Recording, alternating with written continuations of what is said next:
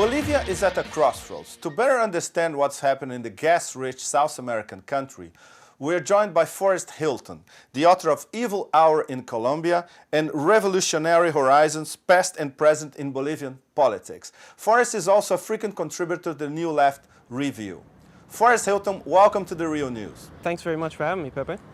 What is the white oligarchy in Bolivia up to, considering this last referendum in Santa Cruz, which they won by a margin of 84 to 85%? What does that mean for Bolivia? Well, it's not entirely clear what it means yet, and you can't be sure that it means what the international media would have us believe that it means. So far, it appears that abstention rates were fairly high. Around 1/3 of people did not actually vote in this referendum that was not sanctioned by the National Electoral Court or the Bolivian Congress. There were no outside international observers there, so there's absolutely no way that this process could be called transparent in any way, shape, or form. It's really an attempt on the part of the small minority of large landholders in Bolivia who happen to live in the place where close to 97% of all the gas reserves are located. So what they want to do is hold on to their large landed estates and use the revenues from gas exploitation in order to maintain the status quo in their regions rather than in order to redistribute the wealth to the Western highlands, which has historically provided Bolivia with mining taxes that were never plowed back into the departments from which they came. So there's a sort of historical injustice that's been done to the Western highlands, and the secessionists in the eastern lowlands really don't want to deal with that at all. What they want to do is keep the wealth for themselves and the land. Forrest, can you tell us about the involvement of the U.S. Embassy in La Paz in this whole process? Well, Ambassador Philip Goldberg comes to Bolivia from Kosovo, and he is clearly a supporter of the secessionist agenda of the eastern lowlands, which is known as the half moon, because it forms a half moon arc running from north to south in the eastern lowlands.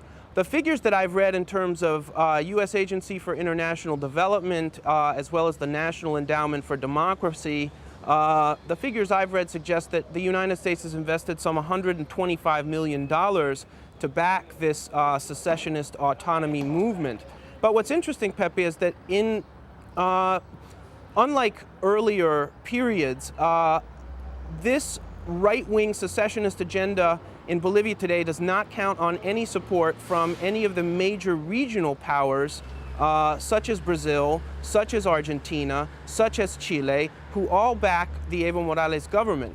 And this is the same with the Bolivian armed forces, which is another major difference between now and the past, when right-wing reactionaries in the eastern lowlands were able to count on the support of both military dictatorships in neighboring countries as well as coup plotters within the Bolivian armed forces. This is not the case today, and therefore we can say that Evo Morales, as the president of Bolivia, is unlikely to be overthrown or even challenged by such a maneuver. So it's under this framework that we should understand in fact, no reaction of Brazil and Argentina. They totally downplayed the results of the referendum this past weekend.